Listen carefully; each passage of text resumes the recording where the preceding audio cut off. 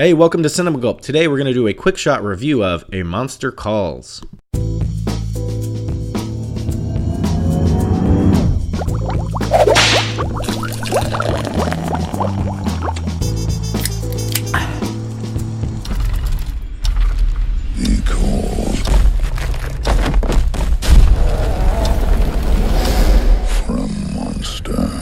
A Monster Calls is an interesting blend of fantasy, tragedy, and coming of age. It takes elements from genres and incorporates them into more somber territory. The film is colorful, dark, and visually engaging, but the subject matter for which the film rests on is a difficult one. As the elements of the story unfold and the sights and sounds of the fantastical really kick in, it's a bit hard to buy into fully, while the real-life tragedy is always there, nipping at your feet. John, what did you think of A Monster Calls? The fact that it's kind of family film, but it's a depressing family film. It's not uplifting and happy-go-lucky. It's actually dealing with mourning, and I think the movie fell a little bit flat in its emotional side. There's some emotional scenes in it, but I never really got sucked into the story in general. The fantasy elements in the story, the monster that shows up, he kind of just shows up too quick, and it diffuses like the buildup of what's going on in the story. Is there a fantasy element that isn't real? And once you know that,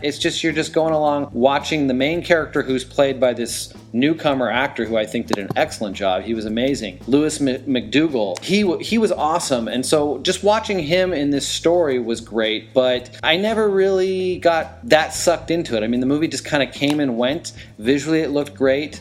Probably my favorite thing in the film, besides this young lead actor's performance, was some animation. There are moments in the film where these stories are being told. We don't want to give away exactly how all this plays out, but in these moments when the story is being relayed back to the kid, it's done with animation. It's kind of like a watercolor look to it, but my favorite thing in this film was those animated segments, but those are kind of small moments in the film. This is a hard one for me to review because going into this movie, this was one of my most anticipated movies of the year. I fell in love with the first trailer I saw. Everything visually I saw, the way it evoked emotion. I thought I was in for something really, really special. And unfortunately, though I like the movie, it didn't quite hit that mark for me. And I know it's unfair to compare a movie to your expectations. At the same time, it felt like there was possibly kind of a sense of laziness to the filmmaking where, like you said, the monster's introduced so early. It's like, give us some build-up and give us some reason as to why. Because you're right, Louis McDougall, he's the heart and soul of this movie, not the monster, not Liam Neeson's voice, which is good. The journey that he goes through, being bullied and being misunderstood and having what's going on in his family life, and having a sick mother and having a mean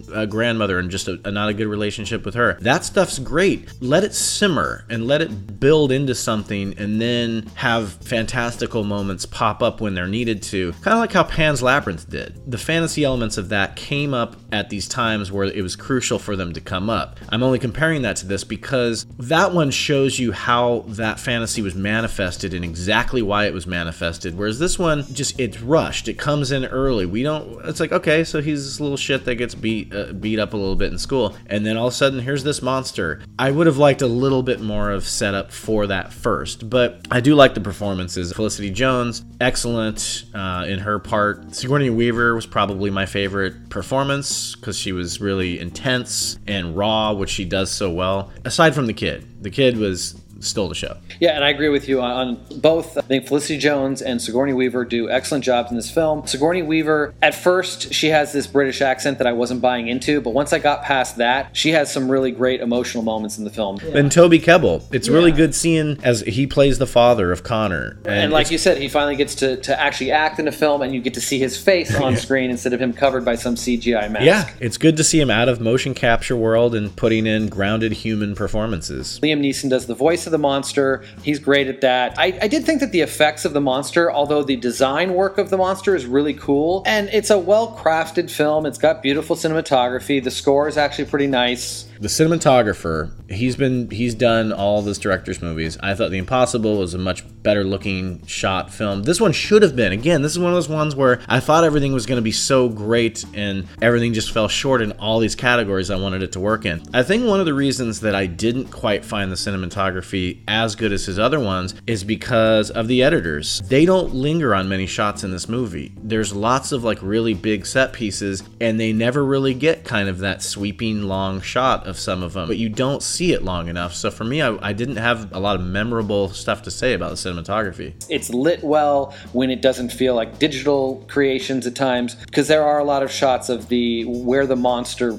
resides. That's like a whole digital creation. The set design and the concept designs for the sets are fantastic. I love the houses. I love the city streets. I love that area where he has to walk the gate and he has to walk up to the tree. I love all that stuff. I think there's some obviously nice craftsmanship put into this film, but there's also some laziness put into this film, and that might be in the storytelling. I mean, I feel like this film wants to be all metaphorical at times, but it's very obvious metaphors. I might be missing it, but I didn't really get a deeper meaning out of what these stories that are being told mean and how they play into the actual story of our main characters. It's not really a tragedy in this film, but there's definitely certain elements of this film that are going to be very sad.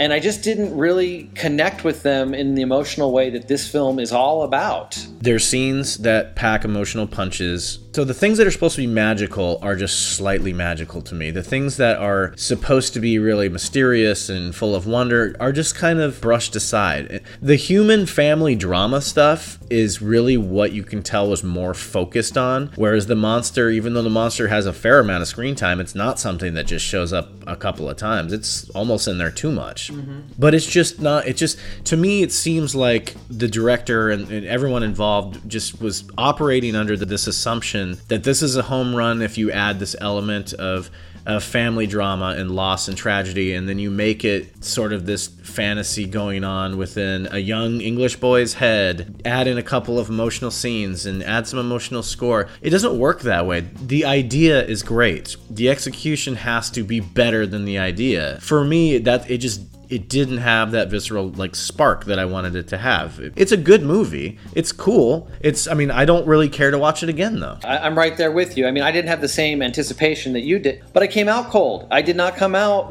I didn't connect with it emotionally. I didn't get a visceral excitement from anything that was going on in the film, and I'm kind of right there with you. I don't know that I would want to watch this again. You have a pretty good solid family drama set in the UK with some really good performances, because I did connect emotionally to the kid and his sick mom, and especially towards some of their really more memorable scenes together.